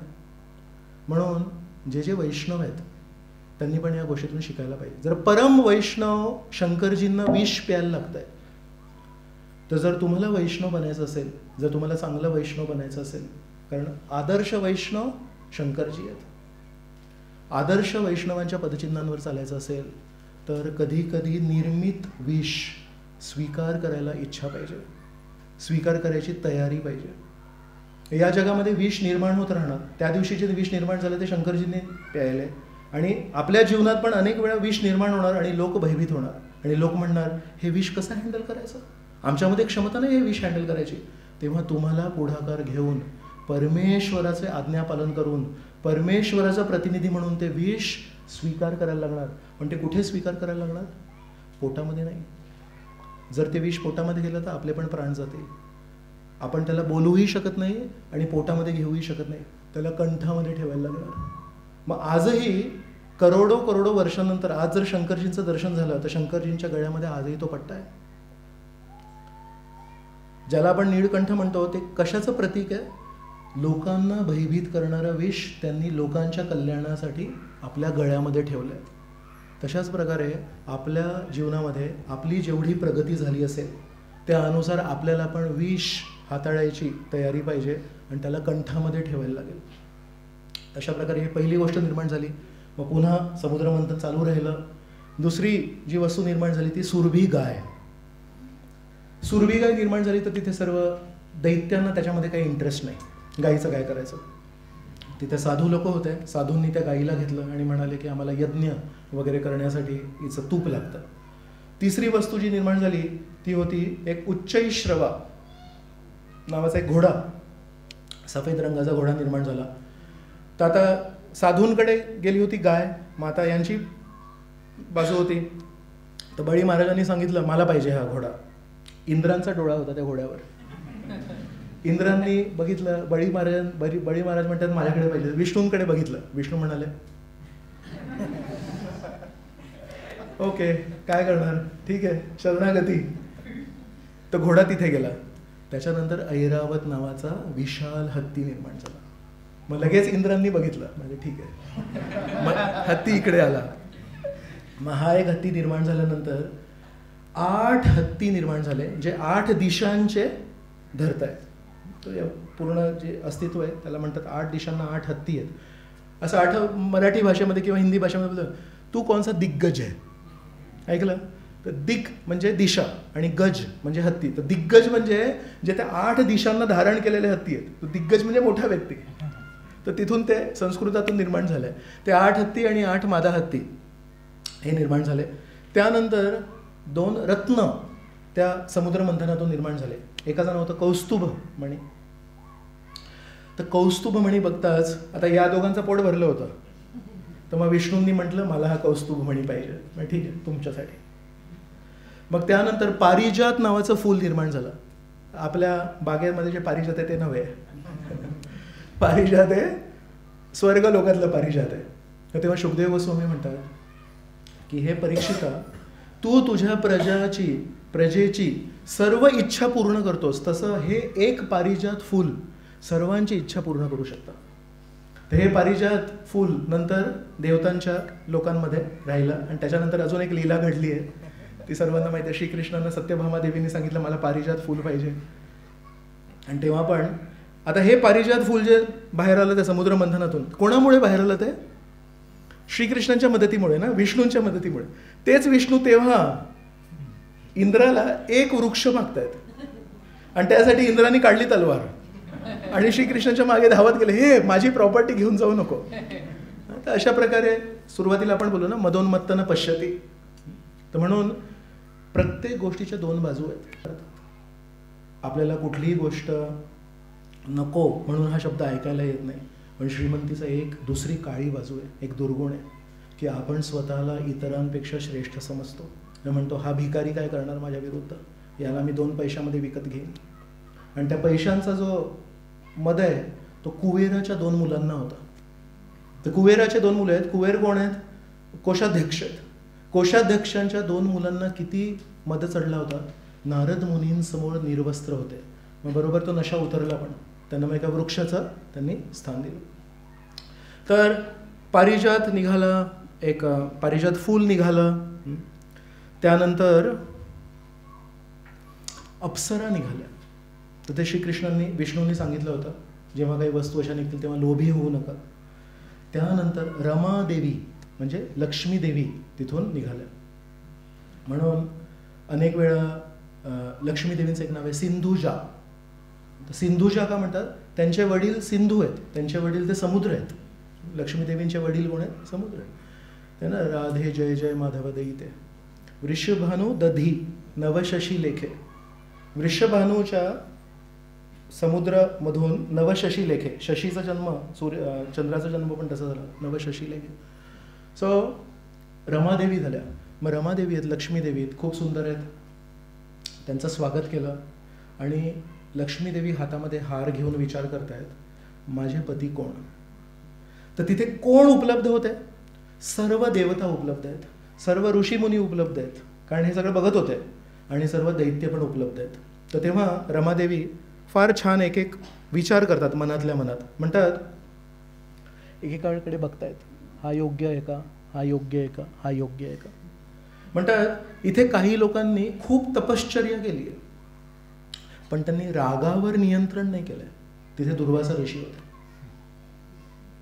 बाकी प्रत्येक दुर्गुणावर त्यांनी नियंत्रण केलंय. राग अनावर आहे. पण म्हणाला हे योग्य पती नव्हेत माझे. मग म्हणाले इथे भरपूर लोक आहेत ज्यांना खूप काही ज्ञान आहे पण भौतिक इच्छांपासून सुटका नाही आहे. माहिती आहे की भौतिक इच्छांमध्ये आपण गुरफटतो, फसतो, पण सुटका नाही झाली. तिथे बृहस्पती उभे होते. म्हणतात इथे खूप थोर व्यक्ती आहेत पण मनातल्या कामवासना अजून यांच्या समाप्त नाही झाल्यात, म्हणून हे पण योग्य व्यक्ती नाही आहेत. मग म्हणतात इथे अजून खूप थोर व्यक्ती आहेत ज्यांच्यासमोर सगळे लोक नमन करतात पण कठीण प्रसंगी ते स्वतःची रक्षा नाही करू शकत. इंद्रांना बघितलं त्यांनी. मग म्हणतात इथे अजून खूप लोक आहेत ज्यांना धर्माचं ज्ञान आहे, धर्म काय ते माहिती आहे, पण ते इतरांप्रती दयाभावना नाही दाखवत. तर धर्माचा सार काय? धर्माचा सार आहे परमेश्वराप्रती प्रेम, आणि ते परमेश्वराप्रती प्रेम जेव्हा इतर लोकांप्रती व्यक्त होतं तेव्हा त्या प्रेमाचं रूपांतर होतं कारुण्य, दयेमध्ये. तर म्हणतात ज्ञान खूप आहे, धर्म खूप आहे, पण इतरांप्रती कधी कोमळ शब्द बोलत नाहीत, कधी चांगली वागणूक नाही आहे. तर शुक्राचार्यांना बघून लक्ष्मी देवी म्हणते. मग म्हणतात इथे अनेक लोक आहेत जे खूप दान देतात, दानशूर व्यक्ती आहेत, पण केवळ दान दिल्याने मुक्ती नाही प्राप्त होत. तिथे दक्ष प्रजापती होते, खूप मोठे मोठे यज्ञ करतात आणि दान देतात पण त्यांना मुक्ती नाही प्राप्त होणार. म्हणतात इथे खूप श्रेष्ठ लोक आहेत ज्यांचं सर्वांवर वर्चस्व आहे पण यांच्यावर जो अदृश्य काळ आहे त्याचं वर्चस्व आहे, म्हणजे यांचा कधी ना कधी मृत्यू होणार. म्हणतात म्हणून हे लोक पण माझे पती नाही बनू शकत. म्हणतात इथे काही विरक्त लोक बघते मी, पण हे विरक्त लोक आहेत, हे एवढे विरक्त आहेत की हे माझी पण काळजी नाही घेणार. तिथे 4 कुमार पण होते. तर विरक्तीमध्ये पण ते श्रेष्ठ आहेत, पण ते माझ्यासाठी योग्य नाहीत. म्हणतात इथे काही लोक आहेत ज्यांचं लांब आयुष्य आहे, माझ्यासाठी खूप चांगले आहेत ते पती म्हणून, पण म्हणतात त्यांना चांगल्या सवयी नाही आहेत. मग त्या बळी महाराजांना बघून म्हणत होते. मग म्हणतात इथे असेही काही लोक आहेत ज्यांचा व्यवहार छान आहे, त्यांच्या सवयी छान आहेत, पण त्यांचं आयुष्य खूप लघु आहे. तर बळी महाराजांकडे लांब आयुष्य आहे पण सवयी चांगल्या नाहीत. आणि मनुपुत्र मनुष्य, त्यांच्याकडे सवयी चांगल्या आहेत, संस्कृती चांगली आहे, पण त्यांचं आयुष्य खूप सीमित आहे, म्हणून यांच्याशी पण मी लग्न नाही करू शकत. आणि नंतर म्हणतात इथे शंकरासारखे पण व्यक्ती आहेत ज्यांचं दीर्घ आयुष्य आहे, ज्यांचं मरण कधी नसतं, ज्यांच्या सवयी चांगल्या आहेत, पण म्हणतात त्यांचं राहण्याचं स्थान अशुभ आहे, स्मशान भूमीत राहतात शंकरजी. म्हणतात यांच्यामध्ये हे चांगले गुण आहेत पण हे दुर्गुण आहेत, यांच्यामध्ये हे चांगले गुण आहेत पण हे दुर्गुण आहेत. असं करत करत प्रत्येकाचं परीक्षा करता करता शेवटी त्यांना तिथे भगवंत भेटले.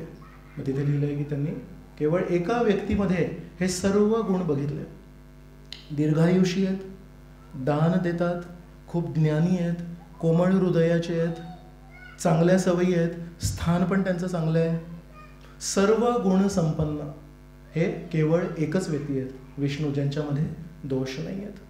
मग अशा व्यक्तींना त्यांनी हार घातला आणि सर्व गंधर्व अप्सरा तिथे होते, त्यांनी नृत्य आरंभ केलं आणि एक छान उत्सव साजरा केला. आणि आता पुन्हा एकदा या दृश्याला बघून दानव पुन्हा एकदा हताश झाले. त्यांना वाटलं की लक्ष्मीदेवी आमच्याकडे कोणाकडे तरी देतील.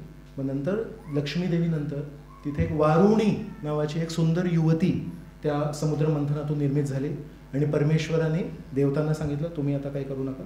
मग त्या युवतीला, ती खूप सुंदर युवती होती, तिला त्या दैत्यांनी स्वीकार केलं. आता दोन्हीकडे ज्यांना जे जे पाहिजे होतं ते सगळं काही मिळालं. तर पुन्हा एकदा मंथन सुरू केलं आणि ज्या गोष्टीची आपण वाट बघत होतो ती गोष्ट झाली की त्या समुद्र मंथनातून एक तरुण पुरुष असे बाहेर आले.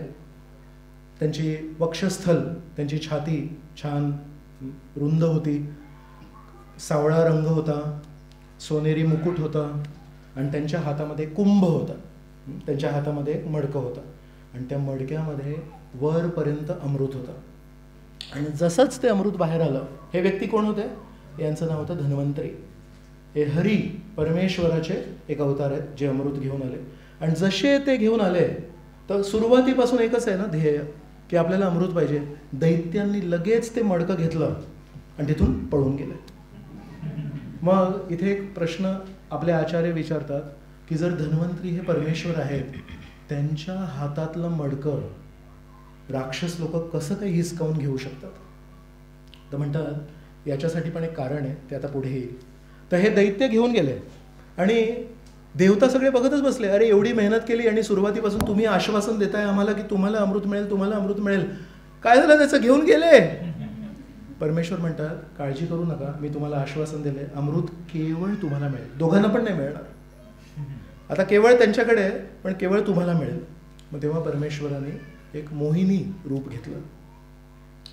तर आतापर्यंत लक्ष्मी देवींचं वर्णन केलं होतं, तर काळाच्या अभावामुळे मी जास्ती त्याच्यामध्ये वर्णन नाही केलं, पण लक्ष्मी देवी किती सुंदर होत्या तर त्यांचं वर्णन केलं आहे. पण जेव्हा परमेश्वराने एका महिलेचं रूप घेतलं तर ते लक्ष्मीपेक्षाही सुंदर झाले. आपण म्हणतो ना सर्व ऐश्वर्यांमध्ये परमेश्वर हे सर्वश्रेष्ठ आहे, सौंदर्यामध्ये पण श्रेष्ठ आहे. तर जेव्हापर्यंत परमेश्वर महिलेचं रूप घेत नाही तेव्हापर्यंत लक्ष्मी देवी हे सर्वश्रेष्ठ आहेत. पण जेव्हा परमेश्वर घेतात तेव्हा लक्ष्मी देवीपेक्षाही ते खूप सुंदर झाले. आणि असे छन छन छन पैंजणीचा आवाज करत दैत्यांकडे गेले. तर सुंद आणि उपसुंदची गोष्ट सांगितली मी. तशाच प्रकारे हे दैत्य म्हणतात आपण कोण आहात, आपले वडील कोण आहेत, थोडा संवाद साधायचा आहे, त्यांच्याशी बोलायचं आहे. तर म्हणतात का बरं असं का विचारताय? म्हणजे नाही, आम्ही सगळे भाऊ भाऊ आहोत आणि आमच्याकडे आता हे मडकं आलंय आणि या मडक्याला आम्हाला एकमेकांमध्ये वाटायचं आहे. तर विचार करा, राक्षसी प्रवृत्ती आहे ती स्वार्थी प्रवृत्ती आहे. मग जेव्हा एवढे सगळे राक्षस होते आणि किती होते नंबर, 33 कोटीपेक्षा जास्ती होते. 33 कोटीपेक्षा जास्ती राक्षसांना सगळ्यांना अमृत पाहिजे, पण हात किती लोकांचे असतील तिथे? 4-5 लोकांचे होते, त्यांच्यामध्ये भांडणं सुरू झाली होती. तर इथे संस्कृत जर तुम्ही वाचलं भागवतामध्ये तर शुकदेव गोस्वामी म्हणतात हे सर्व दैत्य एकमेकांशी बोलतात अहम पूर्वम अहम पूर्वम. आधी मला अमृत द्या, आधी मला अमृत द्या, तुम्हाला नाही, तुम्हाला नाही, अहम पूर्वम अहम पूर्वम. इथे अहम पूर्वम चाललंय अमृताच्या भक्षणासाठी. आणि कृष्ण लीलेमध्ये वृंदावनामध्ये पण एक अहम पूर्वम येतं. जेव्हा श्रीकृष्ण आपल्या गोपमित्रांसोबत खेळत असतात तेव्हा एक खेळ काय माहिती आहे, श्रीकृष्ण एका ठिकाणी उभे राहतात आणि त्यांचे सर्व मित्र दुसरीकडे जातात आणि तिथून पळत पळत येतात. आणि तेव्हा जर संस्कृत वाचलं तुम्ही तर तिथे शुकदेव गोस्वामी म्हणतात ते गोपमित्र जेव्हा धावत पळतात तेव्हा म्हणतात मी पहिला स्पर्श करणार, मी अहम पूर्वम. तर ते गोपमित्र पण अहम पूर्वम करतात आणि हे राक्षस पण अहम पूर्वम करतात. पण या दोघांमध्ये किती भेद आहे, भावनेचा भेद आहे. हे मला पाहिजे. आणि तिथे म्हणतात श्रीकृष्णांना आपण आनंद देण्यासाठी आपण थोडी पळापळ करूया आणि श्रीकृष्णांना आनंद देऊया. म्हणून भक्ती मार्ग कसा मार्ग आहे, खूप सोपा मार्ग आहे. आपण जे प्रसाद घेतोय, जो अन्न खातोय तो परमेश्वरला अर्पण करायचं. जे आपल्याला गायची सवय आहे ती भजन गायचे, बोलायची खूप सवय आहे, परमेश्वराची अनलिमिटेड कृष्णकथा आहे ती कृष्णकथा करायची. बोलण्याला त्यामध्ये लावायचं, गाण्याला त्यामध्ये लावायचं, स्वयंपाकाला त्यामध्ये लावायचं. जे काही आपले गुण आहेत ते सगळे परमेश्वराच्या सेवेमध्ये लावायचे. तर अशा प्रकारे हे दैत्य पण एकमेकांशी भांडत आहेत. त्याच्यामध्ये काही जे दैत्य होते ते थोडेसे दुर्बळ होते. 4थीतले 5वीतले असतात ना मुलं, त्यांच्यावर 8वीतले 9वीतले मुलं थोडे बॉसिंग करतात. ते राक्षस पण जे छोटे होते म्हणतात अरे मला एक सांगा, आपण जेव्हा हे अमृताचं ते समुद्र मंथन सुरू केलं तेव्हा आपल्यासोबत या दैवतांनी मदत केली ना, मग आपण त्यांना पण द्यायला पाहिजे ना. यांना काहीतरी कारण पाहिजे त्यांच्या हातातून काढण्यासाठी. यांना जर म्हटलं अहम पूर्वम एक देतील म्हणजे गप बस, तुला काय पाहिजे. मग त्यांना तेव्हा सद्गुण आठवले. मग तेव्हा म्हणतायत अरे देवतांना पण द्यायला पाहिजे ना, त्यांनी पण आपल्याला मदत केली. पण मूळ भावना होती की याला नाही मिळायला पाहिजे, मला मिळायला पाहिजे. अशा वातावरणामध्ये मोहिनी जातात आणि ते म्हणतात आमचे सगळे भांडणं चालले आहेत, कृपया तुम्ही आम्हाला मदत करणार का. तुम्हाला बघून ना असं वाटतंय की तुम्ही आम्हाला मदत करणार. तेव्हा मग मोहिनी म्हणतात माझ्यासारख्या महिला कोणा एका व्यक्तीच्या नसतात, आमचे भरपूर मित्र आहेत, आम्ही कधी कोणाला मदत करतो, कधी कोणाला मदत करतो. बघा तुम्ही आम्हाला विश्वास ठेवताय. नाही तुमच्यावर विश्वास आहे. मग ते म्हणतात जर तुम्ही माझ्यावर विश्वास करताय, भागवत, जर तुम्ही माझ्यावर विश्वास करताय, मी कदाचित अयोग्य वागणूक करीन किंवा योग्य वागणूक करीन, पण तुम्ही मग शब्द काही बोलायचं नाही. प्रेम म्हणजे प्रेम असतं, प्रेमामध्ये प्रश्न नसतात. तर खरोखर मोहिनी हे शब्द बोलते आणि हे सर्व असे एवढ्या त्यांच्यामध्ये भारावून गेले आहेत. ते म्हणतात तुम्ही जे करणार तेच योग्य आहे, तुम्ही योग्य आणि अयोग्य करूच कसे शकता. अशा प्रकारे ते मडका त्यांना देतात. मग लिहिलंय सर्व देवता आणि सर्व दैत्य हे छान आंघोळ करतात, पवित्र होतात, यज्ञ हवन करतात, दान धर्म करतात, स्वतःला छान सजवतात आणि पूर्व दिशेला धरून आसनस्थ होतात. आणि सगळे जण आपल्या रांगेने बसलेत. हे म्हणतात आता हे आम्हाला देतील. मग तेव्हा मोहिनी दैत्यांकडे जातात आणि त्यांच्याशी गोड गोड बोलून सांगतात येते मी आता 2 मिनिटात येते मी. आणि त्यांना असे शब्दांनी गोड बोलून श्रीकृष्ण आहेत. श्रीकृष्ण जेव्हा बोलतात तेव्हा बलरामजी भगवंत आहेत. भगवंत श्रीकृष्ण हे भगवंत बलरामजींना पण भ्रमित करू शकतात. तर ते भगवंत श्रीकृष्ण दैत्यांना कसे भ्रमित करतील, येते मी 2 मिनिटात. आणि असं करत त्यांच्या समक्ष ते बघत त्या बाजूला जिथे देवता सगळे रांगेने बसलेत त्यांच्याकडे जाऊन पाळीने एकेकाला अमृतपान करतात. मग तेव्हा म्हणतात हे सर्व दैत्य बघतायत ते दृश्य. मग त्यांनी का नाही प्रश्न विचारला. 3 कारणं दिले त्याच्यात. एक म्हणाले आम्हीच त्यांना विश्वास दाखवलाय ना, तर आम्ही आमच्या शब्दांच्या विरुद्ध जाऊ नाही शकत. तेव्हा थोडं त्यांचे स्तर एकदम उंचावलंय, शब्दाविरुद्ध जाऊ नाही शकत. दुसरी गोष्ट म्हणतात की आमचा आत्मसंयम तुटतंय की काय असं दिसेल त्यांना. मोहिनीला असं वाटेल की आम्ही आत्मसंयमात बसलोय आणि ते आत्मसंयमी नाही आहोत की आहे. तिसरं म्हणतात एका महिलेशी भांडण नाही करू शकत. फार आश्चर्याची गोष्ट आहे की महिलेशी भांडण नाही करू शकत हे दैत्य म्हणतायत. त्या 3 कारणांमधून एक कारण हे आहे, कितीही काय झालं तरी ती महिला आहे, आवाज वाढवून भांडण नाही करू शकत. तर दैत्य जर असा विचार करतायत, मी विचार करत होतो आपण किती विचार करायला पाहिजे. नेहमी आपण महिलांशी घरी किंवा घराच्या बाहेर नेहमी नम्रतेने आणि हळू आवाजाने बोलायला पाहिजे. आई आहेत ना, आईशी नेहमी आपण थंड आवाजाने बोलायला पाहिजे. कितीही काही झालं तरी ती आई आहे. सो हे 3 कारणं दिल्यानंतर तर ते दैत्य फक्त बघतायत काय चाललं, येईल आपल्याकडे पण येईल, आणि देवतांना ते वाटत चालले. असं करता करता एक तिथे राहू असतो, त्याला आधीपासूनच थोडं सूर्य आणि चंद्रावर एक वैर आहे. तो तिथे येऊन बसतो. देवतांचं त्याने रूप धारण केलंय आणि तो तर तिथे लिहिले सूर्य आणि चंद्राला लक्षात आलं की हा कोणतरी वेगळा दिसतोय.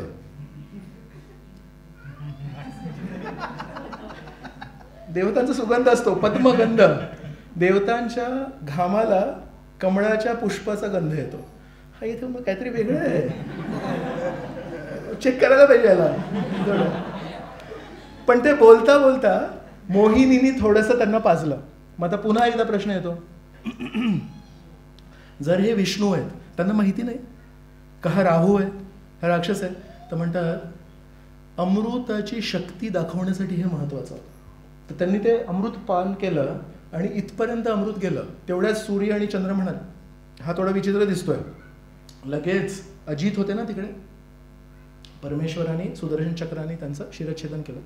पण अमृत जिथे स्पर्श झाला होता शरीराच्या वरच्या भागामध्ये ते जिवंत राहिलं, आणि सुदर्शन चक्रामुळे जेव्हा शिरच्छेदन झालं तर खालचं जे शरीर आहे ते मरून पडलं. तर परमेश्वरला दाखवायचं होतं मी अमृत अमृत अमृत म्हणतोय ना, ते अमृताची शक्ती काय, की माझ्या सुदर्शन चक्राने कापल्यानंतर पण जर याने अमृत घेतलंय तर याचं ते शिर राहिलं. म्हणून ब्रह्माजीने त्या कधी न मरणाऱ्या शिराला मग एका ग्रहाचं स्थान दिलंय, आणि अजूनही राहू नावाचा एक ग्रह आहे. ती अमृताची महती सांगण्यासाठी परमेश्वराने राहूला 2 थेंब का होईना पण अमृतपान करू दिलं. आणि अशा प्रकारे सर्व दैत्य समोर बसले होते आणि त्यांच्या डोळ्यासमोर त्या 3 कारणांमुळे काही बोलले नाही, आणि त्यांच्या सगळ्या 33 कोटी देवतांना परमेश्वराने अमृत पाजलं. आणि अशा प्रकारे 8व्या स्कंदातला हा अध्याय क्रमांक 9 आहे, आणि 8व्या स्कंदातल्या अध्याय क्रमांक 9 मध्ये श्लोक क्रमांक 28 आहे. तर श्लोक क्रमांक 28 मध्ये आता शुकदेव गोस्वामी या पूर्ण लीलेचं सारांश एका श्लोकमध्ये करतात. म्हणतात एवं सुरा सुरगण समदेश काल. एवं सुर आणि असुरगण एका ठिकाणी, सूर आणि असुर एकत्रित. एवं सुरा सुरगण समदेश काल हेत्वर्थ कर्म मतयो अपि फल विपक फले विकल्प. याच्यामध्ये म्हणतात शुकदेव गोस्वामी हे 2 गट आहेत. सम काय काय, देश एकच स्थान आहे, काल एकाच काळी. समदेश काल म्हणतात. हेतू, या दोघांचा हेतू पण एकच होता. अर्थ का, तर विजय प्राप्त करायचा आणि दुसऱ्यांना मारायचा. मतयोपी विपल, मती म्हणजे त्यांच्यामध्ये जी महत्वाकांक्षा होती ती पण एकच होती. पण म्हणतात फले विकल्प, पण दोघांना फळं वेगवेगळी मिळाली. एकाला डोळ्यासमोर फक्त छळ झाला आणि दुसऱ्याला अमृत मिळालं. असं का म्हणतात? म्हणतात तत्रामृतम सुरगण फलमंजसापूर. ज्यांनी परमेश्वराची शरण घेतली आहे त्यांना अंजसा, अंजसा म्हणजे सोप्या पद्धतीने त्यांना अमृत मिळालं. तत्रामृतम सुरगणा फलमंजसापूर यदपाद पंकज रश श्रयणान्न दैत्य. यदपाद पंकज रज, ज्यांनी भगवंतांच्या चरणांच्या धुळीचा आश्रय नाही घेतला, श्रयणान्न दैत्य. या पूर्ण लिहिलेला एका श्लोकामध्ये शुकदेव गोस्वामीने संक्षिप्त करून सांगितलंय. सर्वांचा हेतू एकच होता, सर्वांची परिस्थिती एकच होती, स्वार्थ एकच होता, परिश्रम पण दोघांनी एकच केले, पण एकाला काहीच नाही मिळालं आणि एकाला मिळालं. का? कारण यांनी परमेश्वराच्या पंकज रज चरणांच्या धुळीचा आश्रय घेतला. त्या लीलेमध्ये परमेश्वराने किती वेळा मदत केली देवतांना, कोणी सांगू शकतं? पहिली मदत कधी केली सांगू शकतं? दृष्टीपात. दुसरी मदत जेव्हा तो पर्वत त्यांच्या हातावर पडला तेव्हा ती एक मदत केली, आणि दुसऱ्यांदा हाताने उचलून मग इथे आणलं. तिसरी मदत कूर्म होता. चौथी मदत तर त्याच्या आधी ते सत्व रजो आणि तमोगुण संचारित केलं, बरोबर. मग त्यानंतर अजिताच्या रूपामध्ये वरचा हात, त्याच्यानंतर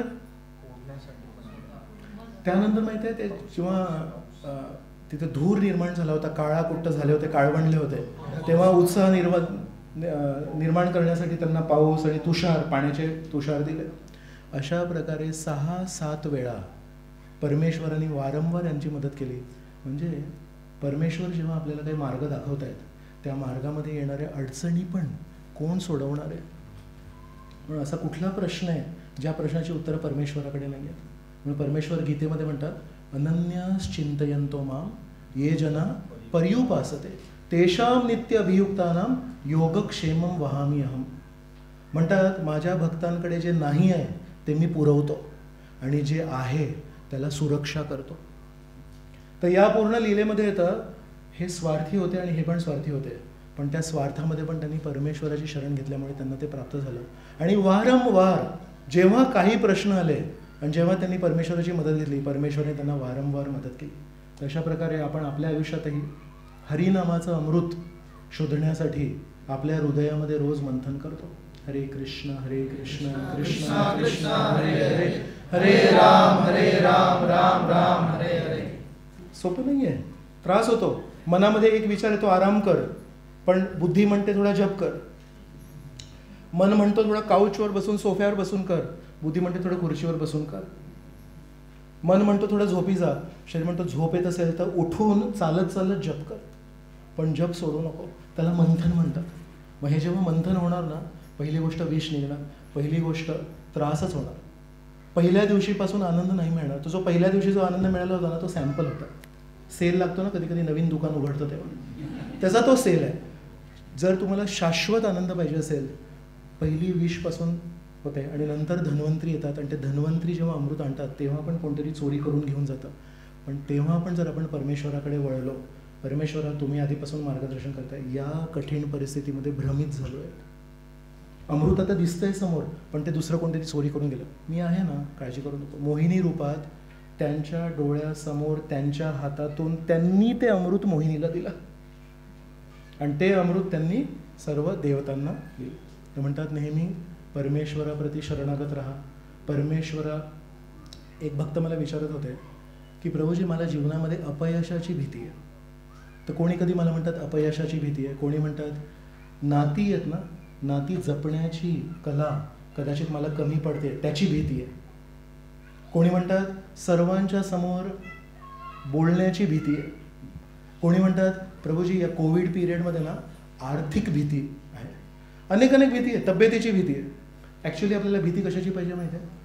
आपल्याला भीती याची पाहिजे की परमेश्वर वारंवार आपल्याला जी शिकवण देत आहेत, परमेश्वर वारंवार आपल्याला जे मदत करायला तयार आहेत, ती मदत मी कधी अस्वीकार करीन का, ही भीती सगळ्यात महत्त्वाची भीती. अर्जुनाला ज्ञान देत आहेत, देवतांना मार्गदर्शन करत आहेत, प्रल्हाद महाराजांना मार्गदर्शन करत आहेत. पूर्ण भागवतामध्ये जर बघितलं आपण, कोणाला जादू दिली परमेश्वराने? कोणी एक व्यक्ती आहेत, हताश बसले आहेत आणि परमेश्वर म्हणतात तू माझ्याकडे आलायस ना, बघ आता उडू लागशील, तो बघ बघ बघ हवेत उडतोयस बघ तो. कोणा एका भक्ताला सांगा ज्याला परमेश्वराने जादू केली किंवा परमेश्वराने काहीतरी असं विलक्षण काहीतरी केलं, वीज चमकली आणि सगळं काही नष्ट झालं. सगळं जेवढे भक्त आहेत परमेश्वराचे भागवतामध्ये, त्यांना बघा परमेश्वराने मदत करून काय मदत केली? पैशांची मदत केली. मदत केली ती त्यांच्या शिकवणीची. त्यांना म्हणाले बघ अशी अशी परिस्थिती आहे, याला असं असं कर, याच्यातून तू बाहेर पडशील. आपण पण अभिमन्यूसारखे आहोत, आपण पण उत्साहाने अभिमन्यूसारखे त्या चक्रव्यूहामध्ये गेलो आहे. गेल्यावर कळतं की बाहेर येऊ शकत नाही, पण तेव्हा जर तिथे परमेश्वर असते तर अभिमन्यू पण बाहेर आला असता. तर आपल्याला भीती, आर्थिक टंचाई होईल माहीत नाही, तब्येत खराब होईल माहीत नाही, पण एक गोष्ट मात्र आहे, जर आपण परमेश्वराच्या शिकवणीकडे किंवा परमेश्वराच्या मार्गदर्शनाकडे दुर्लक्ष केलं, एक एक एक एक एक एक एक आपल्या जीवनामध्ये दुर्घटना येणार आहेत. म्हणून देवतांच्या जीवनामध्ये पण दुर्घटना येतात, भक्तांच्या जीवनामध्ये पण दुर्घटना येणार. पण या लीलेमध्ये वारंवार त्यांनी परमेश्वराकडे बघितलं आणि परमेश्वर सांगितलं मी करतो, मी काळजी घेतो. तर आपण आज प्रार्थना करूया. 11 महिन्याची एवढी मोठी एक दुर्घटना होती.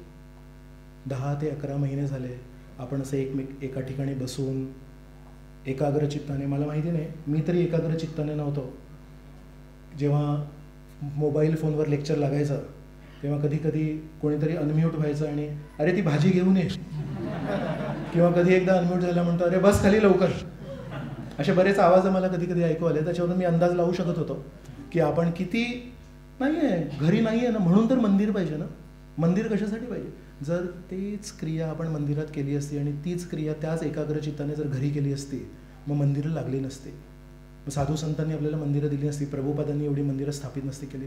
आपल्या सर्वांना माहिती आहे की घरी तो अनुभव नसतो, त्या एकाग्रचित्ताने आपण नाही ऐकू शकत, ती भावना नसते, वेगवेगळे बाकीचं वातावरण पण वेगळं असतं. तर विचार करा, एका अर्थाने हे पहिलं जे विष होतं ना, ते समुद्र मंथनामध्ये जे विष होतं, 10 ते 11 महिने कदाचित तुमच्याही जीवनामध्ये असा दुरावा कधी आला नसेल. यावर्षी पहिल्यांदा जन्माष्टमीच्या दिवशी मी मंदिरात नव्हतो. विचार करू शकता कधी हे? म्हणून प्रत्येकाने कोविडची किंमत भरली आहे. मी तर भरलीच आहे नक्की. तर या प्रसंगातून पण आपण गेलो आणि या प्रसंगातून पण आपण सगळे गुरुवारचा जपा असू दे सकाळचा, किंवा बाकीचे कार्यक्रम असू दे, महिला समिती, वैष्णवी समितीने सोमवारी गुरुवारी एवढे सगळे कार्यक्रम करून जी एक वातावरण निर्मिती केली आहे, त्यांच्याप्रती पण खूप आभारी आहे. बाकीचे सर्वजण वेगवेगळ्या पद्धतीने काहीतरी करून भक्तांचा उत्साह टिकवून ठेवला. सोपी गोष्ट नाही आहे. खाण्यासाठी उत्साह निर्माण करणं सोपं आहे, तब्येतीसाठी उत्साह निर्माण करणं कठीण आहे, पण आध्यात्मिक तब्येतीसाठी उत्साह निर्माण करणं हे सर्वात कठीण आहे. तर ते आपण करू शकलो श्री श्री जगन्नाथ बलदेव सुभद्रांच्या कृपेने. तर आज आपण श्री श्री जगन्नाथ बलदेव सुभद्रा यांना प्रार्थना करू शकतो की ही एक परीक्षा झाली बाबा. 10-11 महिने आम्ही आमच्या घरी, ते त्यांच्या घरी, सगळे आपापल्या घरी, आणि तुम्ही तुमच्या घरी एकटे होते इथे. तर आज आपल्याला परमेश्वराचं दर्शन बघून जेवढा आनंद होतोय, त्याच्यापेक्षा काही पटीने परमेश्वराला तुम्हाला सगळ्यांना इथे बघून आनंद होतो. परमेश्वर पण किती रविवार, किती सोमवार, मंगळवार, शनिवार संध्याकाळी विचार करत होते. इथे अशी एक रांग लागायची भक्तांची, इथे एक रांग लागायची भक्तांची, आणि कुठे गेले ते भक्त. पण कधी कधी अमृत देण्याआधी विष कधी कधी आलं तर मग ते अमृत आपल्याला चांगलं पडतं. तर किती लोकांना अनुभव असा आलाय होते मला की दर शनिवारी प्रभूजी कार्यक्रम व्हायचा तेव्हा सुचलं नाही एवढं की त्या दर शनिवारच्या कार्यक्रमाचं काय स्थान आहे. तर दर शनिवारच्या कार्यक्रमाने कधी आमचा जो तापमान होता आध्यात्मिक तो कमी व्हायचाच नाही. थोडं कमी व्हायला की शनिवार यायचा, लगेच आध्यात्मिक तापमान वर व्हायचं.